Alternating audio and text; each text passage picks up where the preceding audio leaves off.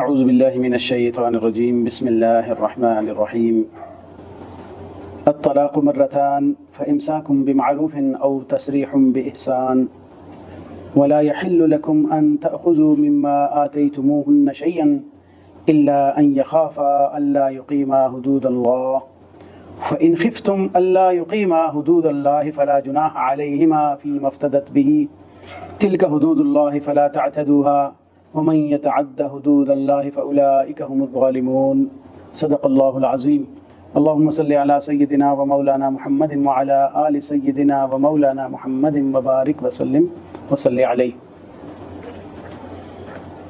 معزز سامعین، گزشتہ درس قرآن میں عورت کے حقوق کا ذکر ہوا اور مردوں کے عورتوں پر درجہ ہونے کی اور فضیلت ہونے کی تفصیل بیان کی کہ اس کا کیا مطلب ہے. بنیادی طور پر اس سے گزشتہ آیت اس میں عورتوں کے حقوق کی بات ہوئی، اور آج کی تلاوت کردہ آیات میں بھی اللہ رب العزت نے عورتوں کے حقوق اور عورتوں سے متعلقہ کچھ احکام کا بیان فرمایا. انسانی معاشرہ بہت ساری معاشرتی پابندیوں کے ساتھ آگے بڑھتا ہے اور چلتا ہے. اللہ تعالیٰ نے انسان کی نسل کو بڑھانے کے لیے اور نسب کے تحفظ کے لیے انسان کو ازدواجی بندھن میں بندھنے کی ترغیب دی اور اس کے فضائل بیان فرمائے، جس کی وجہ سے جب کوئی شخص نکاح کرتا ہے تو وہ معاشرے کا ایک یونٹ قائم کرتا ہے جس کو خاندان اور کنبہ کہا جاتا ہے. اور اسلامی تعلیمات میں اس خاندان اور کنبے کی اس کی سلامتی، اس کا قائم رہنا، یہ بہت زیادہ مطلوب ہے اسلامی تعلیمات کے اندر. ایسا ہر عمل جو اس معاشرتی یونٹ یعنی خاندان اور فیملی کو قائم رکھنے میں ضروری ہے، اس کا قرآن نے ذکر کیا، حکم دیا، رسول اللہ صلی اللہ علیہ وسلم نے اس کی تعلیم ارشاد فرمائی. اور ایسا ہر کام اور ایسا ہر امر جس کی وجہ سے یہ فیملی ٹوٹ سکتی ہے، تباہ ہو سکتی ہے، سسٹم برباد ہو سکتا ہے، یہ بندھن ٹوٹ سکتا ہے، اس لیول کی ہر چیز کو منع کیا، روکا اور اس کے بارے میں تعلیمات ارشاد فرمائی کہ اس طریقے سے ان خرابیوں سے بچا جا سکتا ہے تاکہ یہ خاندان قائم رہے، ٹوٹنے نہ پائے. چنانچہ قرآن مجید کے اندر دیکھیں، جب میاں بیوی کے جھگڑے کی بات ہوتی ہے تو سب سے پہلے مصالحت کی باتیں ہوتی ہیں، ترغیب دی جاتی ہے، ان کو دعوت دی جاتی ہے، ان کو اصلاح کی جاتی ہے. اگر اصلاح کارگر نہیں ہوتی تو پھر کسی حد تک زجر ہے، ڈانٹ ہے، یا اس کے ساتھ تھوڑی سی جو ہے وہ مقاربت میں کمی کر دینا ہے، یہ تجویز کیا گیا. اگر پھر بھی معاملہ حل نہیں ہوتا تو بات کو باہر نکالنے کی ضرورت پیش نہیں آتی، بلکہ یہ ریکمینڈ کیا گیا کہ حکم من اہلہ و حکم من اہلہا، ایک مرد کی طرف سے اس کی مرد کی فیملی میں سے ایک بندہ حکم جو فیصلہ کرنے والا ہوتا ہے، اور ایک عورت کی طرف سے حکم ہوگا، فیصلہ کرنے والا ہوگا، تو معاملے کو گھر میں بیٹھ کے نبھا لیا جائے گا. ہر ممکن کوشش کی جائے گی کہ یہ فیملی سسٹم قائم رہے اور اس کے اندر اتفاق، اتحاد اور ایک دوسرے کے ساتھ پیار محبت کا معاملہ قائم رہے. لیکن اگر کبھی ایسی ناگزیر وجوہات بن جائیں کہ ان کا نباہ آپس میں ممکن ہی نہ ہو، کیونکہ نکاح کیا جاتا ہے محبت قائم کرنے کے لیے، فیملی سسٹم قائم کرنے کے لیے، اور آپس میں الفت، محبت اور پیار کو قائم کر کے معاشرے کے اس یونٹ کو آگے بڑھانے کے لیے. لیکن اگر واقعتاً کچھ ایسی ریزنز پیدا ہو جائیں، ایسی وجوہات سامنے آ جائیں کہ یہ فیملی کا نظام قائم نہ رہ سکتا ہو، بحال نہ رہ سکتا ہو، تو پھر اللہ تعالیٰ نے قرآن مجید میں علیحدگی کی کچھ صورتیں بیان فرمائی ہیں. علیحدہ ہونے کے رائٹس کا ذکر کیا. مرد کا رائٹ کہ وہ اگر دیکھتا ہے کہ یہ معاملہ ٹھیک نہیں چل رہا تو وہ طلاق دے کر علیحدہ ہو سکتا ہے، اور اگر عورت سمجھتی ہے کہ میرا اس مرد کے ساتھ نباہ نہیں ہو سکتا، گزارا نہیں ہو سکتا، تو عورت علیحدگی کے لیے اس سے خلع کا مطالبہ کر کے علیحدہ ہو سکتی ہے. یعنی یہ دو صورتیں، دونوں کو اپنے اپنے رائٹس کے استعمال کرنے کا حکم ارشاد فرما دیا کہ تم اس کو اپنے رائٹس کو استعمال کر سکتے ہو, تم علیحدگی اختیار کر سکتے ہو. دونوں کے رائٹس کو پروٹیکٹ کیا, مرد کو بھی اور عورت کو بھی, کہ آپ اپنے حقوق کو اس طرح محفوظ بنا سکتے ہو.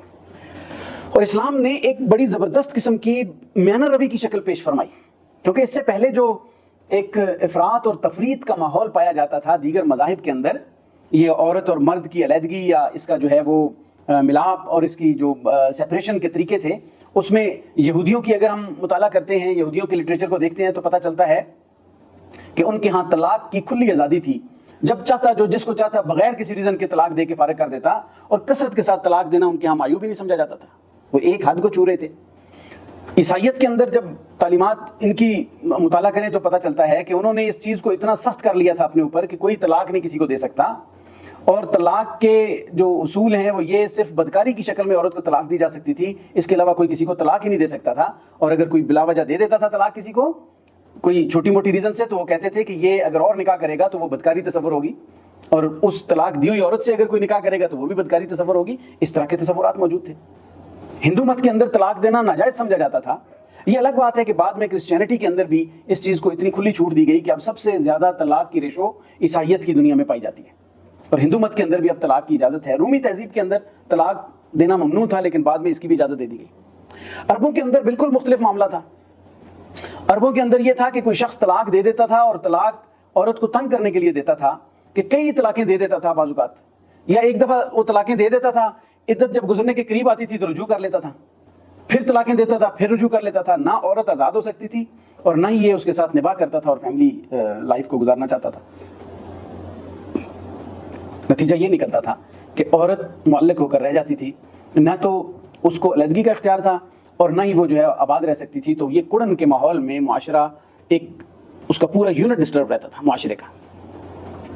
اسلام نے اگرچہ طلاق کی اجازت دے دی اگر ناگزیر صورتحال ہو جائے, لیکن ساتھ ہی ارشاد فرما دیا کہ طلاق ہے تو جائز ہے, حلال ہے, لیکن حدیث مبارکہ میں آپ صلی اللہ علیہ وسلم نے ارشاد فرما دیا کہ ابغض الحلال الی اللہ الطلاق, کہ اللہ کے نزدیک حلال چیزوں میں سب سے زیادہ جو مبغوض چیز ہے, اللہ کو غصہ دلانے والی چیز ہے, وہ طلاق ہے. یعنی ہے تو حلال لیکن یہ کوئی معمولی چیز نہیں ہے. اس کی وجہ سے روایات میں آتا ہے کہ اللہ کا عرش ہل جاتا ہے اور اللہ تعالیٰ کو سخت ناپسندیدہ ہے یہ طلاق. ایک حدیث میں آپ صلی اللہ علیہ وسلم نے ارشاد فرمایا حضرت معاذ بن جبل رضی اللہ عنہ کو کہ اللہ کو غلاموں کے آزاد کرنے سے بڑھ کر کوئی عمل محبوب نہیں ہے, اور اللہ تعالیٰ کو طلاق کے عمل سے بڑھ کر کوئی عمل ناپسندیدہ نہیں ہے. گویا کہ اس سے معاشرے کے اندر تباہی اور بربادی کا آغاز ہو جاتا ہے, فیملیاں تباہ ہو جاتی ہیں, بچے رل جاتے ہیں, اس لیے اس کو ناپسندیدہ قرار دیا. لیکن ایسی جکڑن بھی نہیں لگائی کہ معاشرے میں جو مرضی ہوتا رہے اور انسان علیحدگی اختیار نہ کر سکے. انسان کو ایک حد تک آزادی دی, ایک حد تک حدود اور قیود کا پابند بنا دیا. اب یہ دو چیزیں جب دو انتہاؤں کے درمیان اسلام نے اس امت وسط کو دین وسط کے ذریعے یہ جو متوسط لیول کا حکم دیا کہ جس میں دونوں سائیڈوں کے حقوق پروٹیکٹ ہو جاتے ہیں, یہ آج کی تلاوت کردہ آیات کے اندر اللہ تعالیٰ نے اسی چیز کی پابندی کا ذکر فرمایا ہے کہ جیسے عرب لوگ عورتوں کو طلاقیں دے کر چھوڑ دیتے تھے اور عدت سے پہلے رجوع کر لیتے تھے, اور وہ کوئی لمٹ نہیں ہوتی تھی کہ طلاقوں کی تعداد کتنی ہے, جتنی مرضی ہے کوئی چاہتا تھا دے دیتا تھا.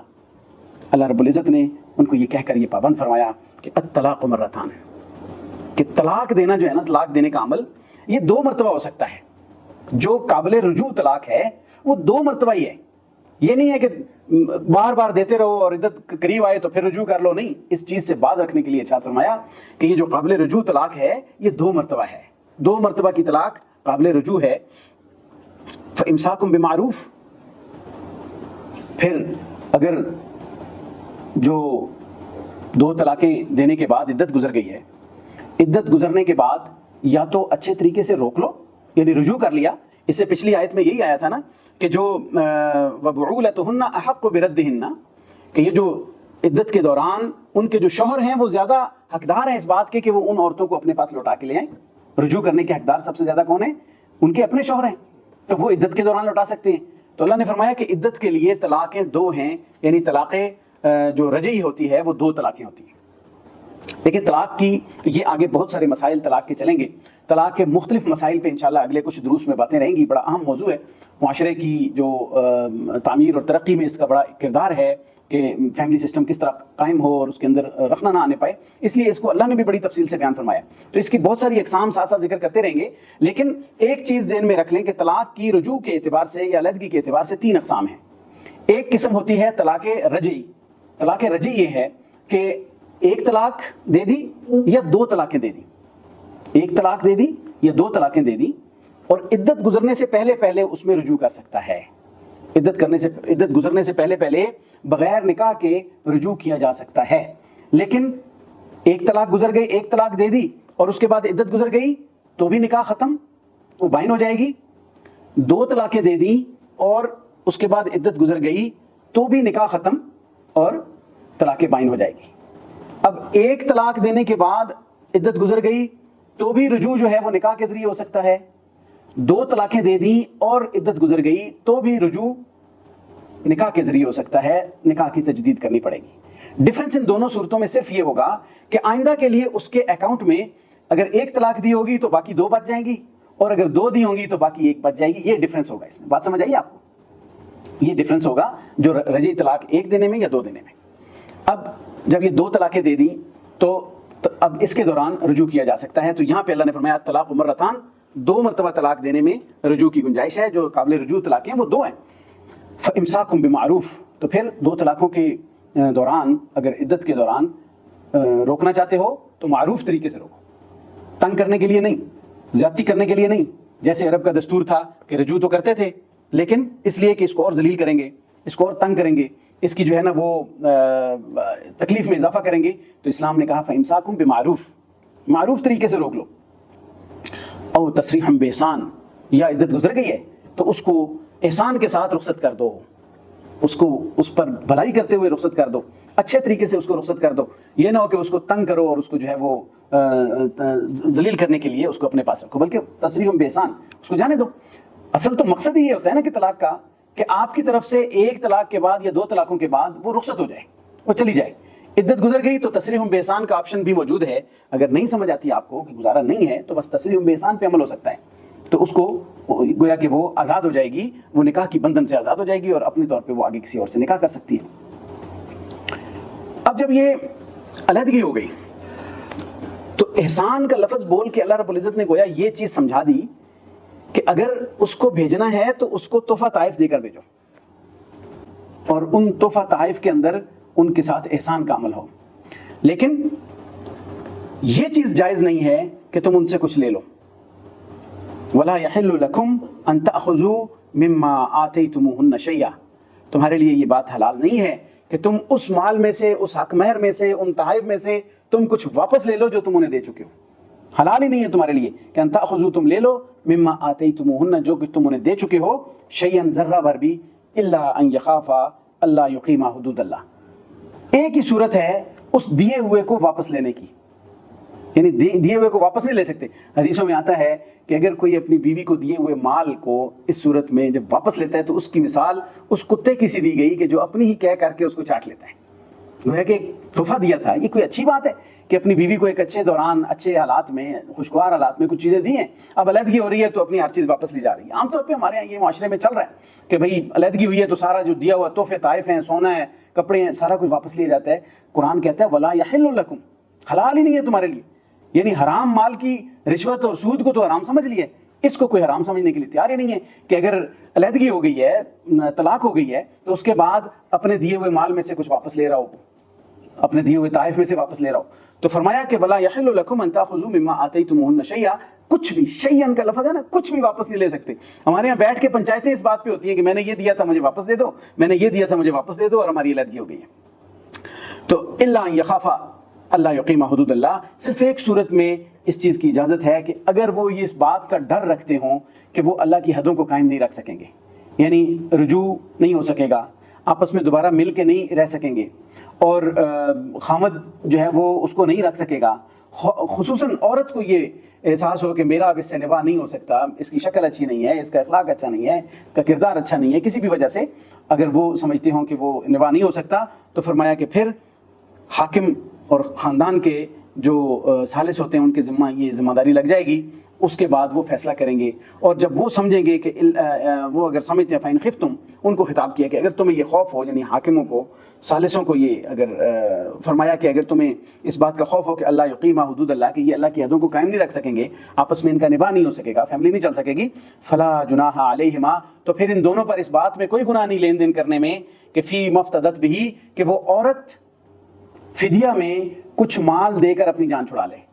اس کو اصطلاح شرع میں خلا کہتے ہیں کہ عورت مال پیش کرے اپنی علیحدگی کے لیے کہ میں اس خامد کے ساتھ نہیں رہنا چاہتی، تو پھر عورت جو ہے وہ اس شخص سے علیحدگی اختیار کر لے اور اس کے بدلے میں وہ شخص مطالبہ کرے کہ مجھے اس کے بدلے میں کچھ مال دے دو، پیسے دے دو، اور وہ پیسے جتنا اس نے حق مار دیا ہوتا ہے اس سے زیادہ کا ریسیو نہ کرے. یہ اخلاقی طور پہ اس کو پابند کیا گیا.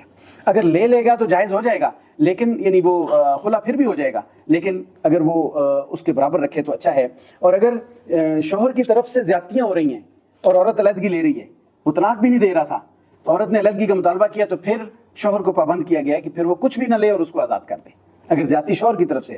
اور اگر مطالبہ خالص بیوی کی طرف سے ہے کہ جی اس کی یہ شکل اچھی نہیں ہے، تو شکل تو نکاح کے وقت بھی یہی تھی، اب آگے اس کو اگر خیال آیا تو پھر اس کو اپنا مال فدیہ میں دینا، جو بھی حق مار ہے وہ واپس کر دے یا کچھ اور مال اس کو دے کر اپنی جان چھڑا لے. اس کو خلا کہتے ہیں. اور خلا کے بعد جب یہ خلا کا فیصلہ ہو جاتا ہے تو یہ ایک طلاق بائن ہو جاتی ہے، یعنی دو طلاقیں جو ہیں وہ اس پہ جو ہے وہ علیحدگی ہو جاتی ہے، ان کا نکاح ختم ہو جاتا ہے. پھر وہ عدت گزار کے دوبارہ نکاح کر سکتے ہیں، لیکن اس وقت خلا کی وجہ سے نکاح بائن ہو جاتا ہے. اگر اس نے صرف بائن کی نیت کی ہوگی، اگر اس نے 3 طلاقوں کی نیت کی ہے اور مغلظہ کی نیت کی ہے تو پھر وہ اس کا نکاح ختم ہو جائے گا، وہ مغلظہ ہو جائے گی، اب دوبارہ اس کے ساتھ اس کا نکاح نہیں ہو سکتا. اس کی آگے صورتیں بیان ہیں کہ کیسے وہ بیان کیا جائے گا. تو گویا خلا جو ہے یہ عورت کے رائٹس میں سے ایک چیز ہے جو کہ اس کو پیش کی گئی. عورت کے حقوق میں سے یہ چیز ہے کہ عورت اگر نہیں رہنا چاہتی تو وہ اپنے لیے طلاق کا مطالبہ کرے گی. لیکن اس میں ایک چیز بڑی اہم ہے کہ اللہ تعالیٰ نے طلاق دینے کا اختیار مرد ہی کو رکھا ہے. مطالبہ عورت کرے گی لیکن طلاق مرد ہی دے گا. اگر مرد اپنے طور پر طلاق دینا چاہتا ہے پھر بھی اختیار مرد کے پاس رکھا ہے، اور اگر عورت مطالبہ کرے گی تو علیحدگی دے گا مرد ہی، اور یہ دینا اس پہ لازم ہو جاتی ہے، عدالت کے ذریعے دی جاتی ہے، عدالت اس کو پابند کرتی ہے. آج کل کا تو لا بھی اسی طرح کہتا ہے کہ عورت اگر مطالبہ کرے گی تو اس کو طلاق دینی پڑے گی. اس کی ریزن یہ ہے کہ عورت بہت جذباتی اور جلد باز ثابت ہوئی ہے. بعض اوقات چھوٹی چھوٹی بات پہ جذباتیت کے اندر آ کر اگر یہ اختیار عورت کے پاس ہوتا، جیسے یورپ میں ہے، عورت مرد کو طلاق دے دیتی ہے تو معاملات ختم ہو جاتے ہیں فوری طور پہ. عورت کو اگر یہ اختیار دے دیا جاتا تو پھر طلاق کی ریشو بہت زیادہ بڑھ جاتی. آئے دن چھوٹی چھوٹی بات پہ لڑائی ہوئی، طلاق دے کے پھر پچھتا رہی ہوتی کہ یہ میں نے کیا کر دیا. تو اللہ نے یہ طلاق کا جو اختیار ہے مرد کے پاس رکھا، اس میں بہت بڑی حکمت ہے اور معاشرے کی بہت بڑی ایک اصلاح ہے اس کے اندر کہ عورت مطالبہ تو کر سکتی ہے، اس کے رائٹس ہیں علیحدہ ہونے کے، رائٹس نہیں روکے، لیکن اس کی فائنل اتھارٹی اور اعلان کرنا اور اناؤنس کرنا وہ مرد کے ذمہ لگایا ہے کہ سوچ سمجھ کے بات کرے گا اور اس پہ وہ کوئی فیصلہ دے سکے گا. تو یہ خلا ہے. خلا کے بڑے تفصیلی مسائل ہیں، اس کی آگے ڈیٹیل بھی ہے. رسول اللہ صلی اللہ علیہ وسلم نے ایک صحابیہ کے مطالبے پر ان سے جب یہ کہا کہ آپ کیوں خلا لینا چاہتی ہیں تو انہوں نے کہا جی کہ میرے شوہر کے کردار میں کوئی کمی نہیں ہے، دین داری کے اندر کوئی فرق نہیں ہے، لیکن میرا ان کے ساتھ نباہ نہیں ہو سکتا، میرا ان کے ساتھ گزارا نہیں ہے. وہ شکل و صورت پسند نہیں تھی، ان کا اس طریقے سے کچھ وہ معاملہ تھا ثابت بن قیس رضی اللہ عنہ کے ساتھ. تو آپ صلی اللہ علیہ وسلم نے فرمایا کہ جو تمہیں حقمار میں جو دیا گیا ہے، باغ دیا گیا ہے، کیا تم اس کو واپس دینے پہ تیار ہو؟ تو انہوں نے کہا جی میں دینے کے لیے تیار ہوں. انہوں نے دیا اور آپ صلی اللہ علیہ وسلم نے ان کی علیحدگی کروا دی. تو یہ خلا کا حق جو ہے وہ مسلمانوں نے، یعنی آپ صلی اللہ علیہ وسلم نے اس کو باقاعدہ امپلیمنٹ بھی کروایا اور ایسے کچھ واقعات جو ہیں وہ رپورٹ کیے گئے.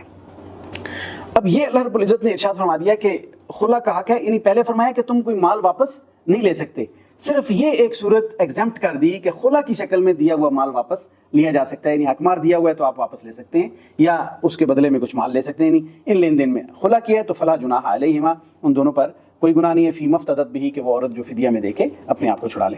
تلک حدود اللہ، اللہ نے فرمایا کہ یہ اللہ تعالیٰ کی حدیں ہیں. تلک حدود اللہ فلا تعتدوها، ان کو پامال نہ کرو، ان سے آگے مت بڑھو. ومن یتعد حدود اللہ فاولئک هم الظالمون، جو اللہ کی حدوں کو پار کرتا ہے تو وہ لوگ ظالم ہیں اور ظلم کرنے والے ہیں. یہاں تک تو 2 طلاقوں کی بات. 2 طلاقیں چاہے ویسے دی تو بائن ہو گیا یا خلا لیا تو بائن ہو گیا عمومی طور پہ.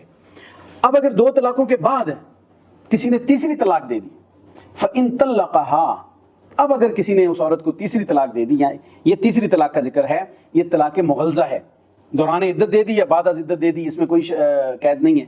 فَإِن طَلَّقَهَا، اب اگر تیسری طلاق اس نے دے دی، فلا تحل له من بعد حتى تنكح زوجا غيره، تو اس کے بعد یہ عورت اس مرد کے لیے حلال نہیں ہے جب تک کہ یہ کسی اور مرد سے نکاح نہ کر لے.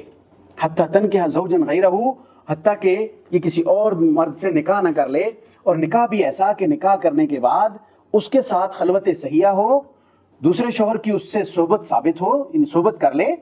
اس کے بعد اگر وہ شوہر اپنی مرضی سے اس کو طلاق دے دیتا ہے یا فوت ہو جاتا ہے تو اس کے بعد یہ دوبارہ اس کے ساتھ نکاح کر سکتا ہے. فَإِن طَلَّقَهَا، یعنی اب اگر دوسرا مرد اس عورت کو طلاق دے دیتا ہے اپنی مرضی سے، یہ پلانڈ نہیں ہونا چاہیے، پلاننگ کے ساتھ نہ ہو، اس کو حلالہ کہا جاتا ہے. یہ حلالہ ہے روٹین وائز، یہ آٹومیٹک طریقے سے جو لائف چل رہی ہوتی ہے اس کا حلالہ ہے، نیچرل لائف چل رہی ہے، کوئی پلاننگ نہیں ہے اس میں. فَإِن طَلَّقَهَا، اب اگر وہ اس کو طلاق دے دیتا ہے، فَلَا جُنَاحَ عَلَيْهِمَا، پھر ان دونوں پر کوئی گناہ نہیں ہے کہ ان يتراجعا، کہ وہ نکاح کر کے دوبارہ رجوع کر لیں. ان ظنا، اگر ان دونوں کو اب گمان ہے، اب یہ پکا یقین ہو چکا ہے کہ ان یقیما حدود اللہ، کہ اب وہ اللہ کی حدوں کو قائم رکھیں گے، یہ نہیں اپنا نباہ ہو سکے گا، یہ نہیں ہے کہ دوبارہ جھگڑے کی نیت سے لے کے آ جاؤ. پھر فرمایا وَتِلْكَ حدود اللہ، یہ اللہ کی حدیں ہیں، یبینھا، جن کو اللہ تعالیٰ بیان کرتا ہے، لقوم یعلمون، اس قوم کے لیے جو جانتی ہے، جو کچھ جاننا چاہتی ہے، جو کچھ علم رکھتی ہے. گویا تیسری طلاق کا جب ذکر کیا، اس کو طلاق مغلظہ کہا جاتا ہے، یعنی انسان کو یہ لمیٹیشن دے دی کہ یہ نہیں ہے کہ تم پہلے لوگ 100 طلاقیں دے دیا کرتے تھے، اب اس کو 3 طلاقوں تک محدود کر دیا کہ 3 طلاقیں تمہاری حد ہیں. 2 طلاقوں کے بعد تمہارا رجوع ہو سکتا ہے، بغیر نکاح والا رجوع دوران عدت، اور بعد از عدت نکاح والا رجوع ہو سکتا ہے. اور تیسری طلاق کے بعد رجوع کی کوئی صورت نہیں سوائے حلالہ کے. اور حلالہ پلان کرنا نبی پاک صلی اللہ علیہ وسلم نے لعنت فرمائی ہے اس شخص پر. لعن اللہ المحلل والمحلل لہ، جو حلالہ کرنے والا اور جس کے لیے حلالہ کیا جائے گا، ان دونوں کو اللہ تعالیٰ نے لعنت فرمائی ہے. یہ آپ صلی اللہ علیہ وسلم نے ارشاد فرمایا، ان پر اللہ کی لعنت ہوتی ہے. اس کو کرائے کا سانڈ قرار دیا گیا حدیث کے اندر. اور اس طرح پلاننگ کے ساتھ کیا ہوا نکاح وہ نکاح نہیں ہوگا. بعض اس کے اندر اجازت دے دیتے ہیں کہ جی عمل تو ٹھیک نہیں ہے، اس کے اوپر لعنت کی گئی ہے، لیکن اگر کر لیا جائے تو پھر یہ ہے جائز ہے. یہ تو شریعت کو مذاق بنانے کے مترادف ہے. اگر اس طرح کی چیزیں چل پڑیں تو پھر تو ہر کوئی اس پہ کرائے کے لیے دکانیں کھول لے گا. معاشرے کے اندر جو اصلاح مقصود ہے وہ تو ختم ہو جائے گی. جس وجہ سے یہ چیزیں لاگو کی گئیں، یہ چالو کی گئیں، پھر تو وہ مقصد ہی فوت ہو جائے گا. اور لوگ اسی چکر میں کچھ لوگ حلالہ کرنے والے ہو جائیں گے، کچھ کروانے والے ہو جائیں گے، اور ایک کاروبار کی نئی شکل نکل آئے گی. انسانیت تو مذاق بن کے رہ جائے گی. تو اسی لیے رسول اللہ صلی اللہ علیہ وسلم نے لعنت فرمائی، اللہ تعالیٰ کی لعنت کا ذکر فرمایا، کرائے کا سانڈ قرار دیا. تو اب ایسے جب حالات ہوں گے، ایسے فرامین ہوں گے، تو اس کے بعد اس کو ہم معاشرے کا حصہ بنا دیا جائے. لیکن تھوڑی سی کسی چیز میں ہلکی سی گنجائش لے کر اب اس عورت کے ساتھ نکاح کر سکتا ہے. تو یہاں پہ یہ اس کی جو طلاق کی 3 اقسام ذکر ہو گئی. گویا کہ پہلی طلاق رجعی اور بائن، اور پھر طلاق مغلظہ کا ذکر آ گیا. اس کے بعد ہم انشاءاللہ اگلے درس میں یہ بیان کریں گے کہ طلاق کی اقسام واقع ہونے کے اعتبار سے، اور وہ اس کی کتنی اقسام ہیں. اللہ تعالیٰ سے دعا ہے کہ اللہ تعالیٰ ہمیں قرآن مجید کی سمجھ نصیب فرمائے، اور جو احکام ذکر کیے ہیں اللہ تعالیٰ ان کا فہم نصیب فرمائے، اور معاشرے میں ان کے ذریعے تبدیلی لانے کی توفیق عطا فرمائے. وآخر دعوانا الحمدللہ رب العالمین.